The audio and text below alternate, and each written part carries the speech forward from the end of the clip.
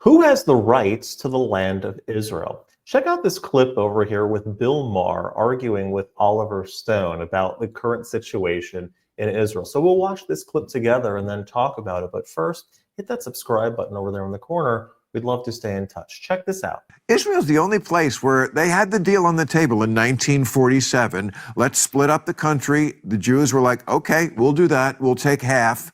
Israel was very small the way it was originally drawn up.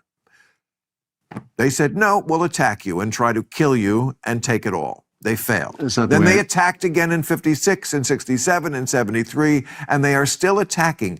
They could have peace so easily. Just stop attacking. Do you really think after all this time, from the river to the sea, really? You're going to get rid of Israel? They're going to just disappear? What a deluded way to look at the world, even if you believed in it. Like, Israel is not going anywhere. Let's deal with that reality. There's no river to the sea. You're not going to get from the river to the sea. This is the fundamental problem.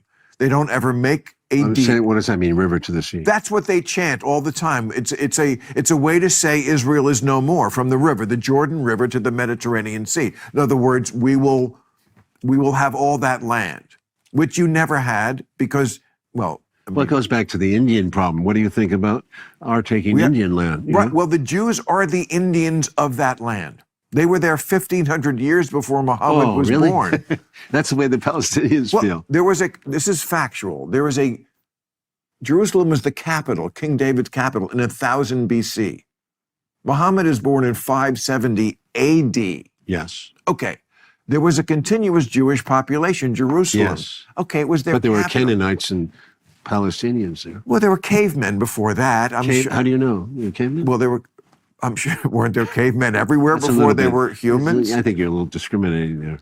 What about the cavemen? What about the Crusaders in 1099? 1099. Yeah, it's a big deal. Why not just charge $11? What? No.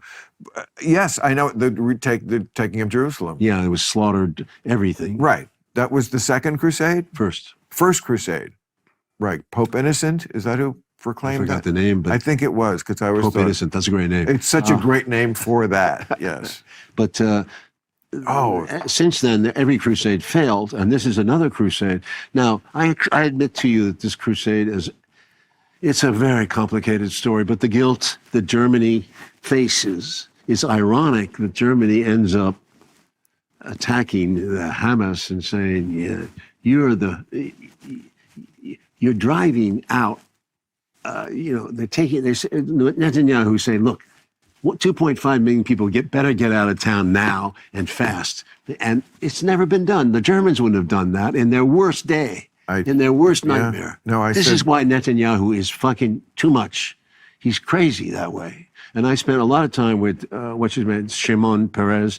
So I know the other side of the Israeli peace party. Right. Although a lot of people distrusted Shimon too. No, the Palestinians could have had their own country a number of times. Most recently, 2000, the Oslo Accords, 97% of the West Bank. Was the deal perfect? No, no deal ever is. But if they had taken that deal and then shown the Israelis that, okay, we can live side by side without importing fucking rockets from Iran and shooting them at you, and we can police our own militants, then maybe we can grow into more like normal neighbors. But Israel is going to have to keep a little eye on you because you do nothing but try to attack them and make them cease to exist. Is that not reasonable? Yeah, in 2008, Hamas won the election in that West Bank. Well, they won their first election, and then there was no more elections. Yeah, because the Israelis didn't want it. They pulled out. Hamas was the legitimate political faction in that area. And the Israelis would not accept that. They made Hamas into a terrorist organization. Well, that's the thing. Every single point you mention is a counterpoint. But when people say, like, well, it's just the Islamic world, you're a horrible Islamophobe, Bill, and, No, I'm just talking about what the reality is. The reality is that very often when you give people, Muslim populations in lots of different countries, this has happened, the choice, they will elect. In Egypt, it was the Muslim Brotherhood. Yeah. Gaza, it was. And they were thrown out by Gaza, a dictator. By a dictator, Yeah. right. Gaza, it was, Hamas. Algeria, it happened. I remember there was, have the people have a say. And then the army has to go, you know what, the people kind of fucked up. And we don't want this very Islamic, faith-based government. And they take over. And, Yeah, that's the problem, isn't it? That's the truth. That's the problem with the two-state solution. Well, because the truth is that it will never work. That two-state solution is bullshit. But I'm also saying. So with all due respect to Oliver Stone over here, he doesn't really seem to have a good grasp of the situation. And I think it sounded like he was even referring to Gaza as the West Bank. He said that the West Bank elected Hamas. It could be that was just a mistake, but it may be an indication that he may not be entirely familiar. He wasn't even familiar at the beginning of this clip with what from the river to the sea means. From the river to the sea, of course, means from the Mediterranean Sea to the Jordan River, which is the entire land body, the landmass of the land of Israel.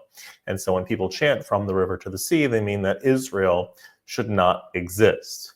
And the question becomes, okay, well, what happens to the people that currently live in Israel? Like if you were to get this from the river to the sea, if you were to get that as the borders, what would happen to the Jewish people that live in the land area from the river to the sea, meaning in the entire current state of Israel? And so the idea is either those people would be sent out or they would be killed. Like that's what from the river to the sea means.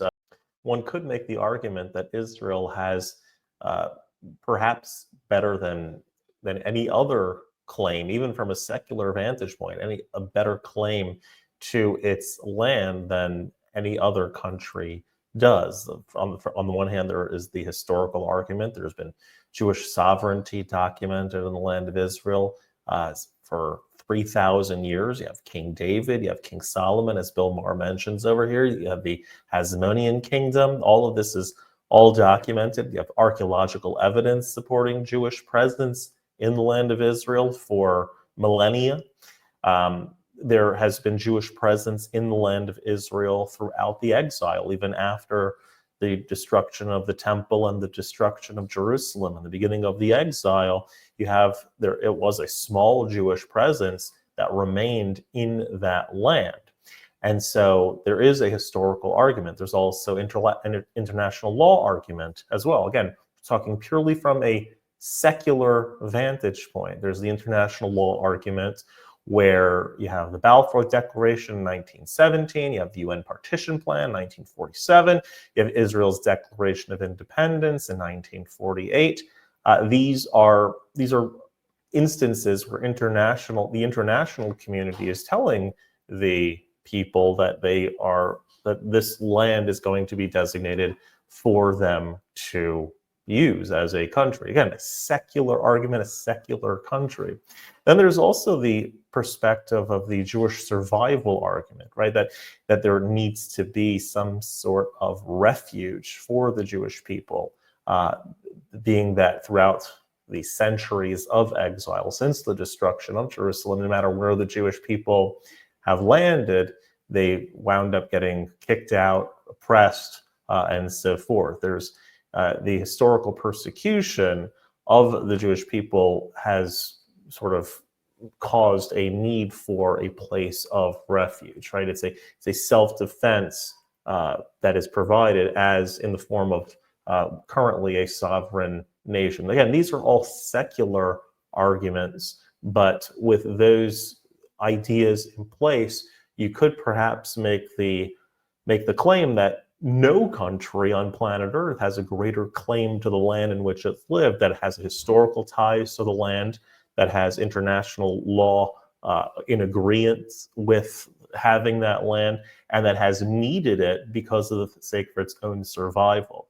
Then there's the religious argument and then the spiritual perspective in which the land of Israel is given by God in the Bible to the Jewish people multiple times. It's promised to Abraham multiple times, it's promised to Isaac, to Jacob. God mentions many times throughout the Torah to Moses and continuing on. And the Jewish people has always looked to the land of Israel as its sort of spiritual epicenter. In any case, the land of Israel, whether we're talking from a spiritual or secular perspective, belongs to the Jewish people. That doesn't mean it's only for the Jewish people, and the Jewish people are the only ones that are allowed to live there. In fact, even from a secular vantage point, the secular state of Israel is the greatest safe haven for freedom of expression in the entirety of the Middle East. It's the place where you're going to find women's rights. It's the place where you're going to find LGBTQ rights. It's the place that you're going to find a secular, liberalized, westernized democracy in a region that is full of theocratic dictatorships.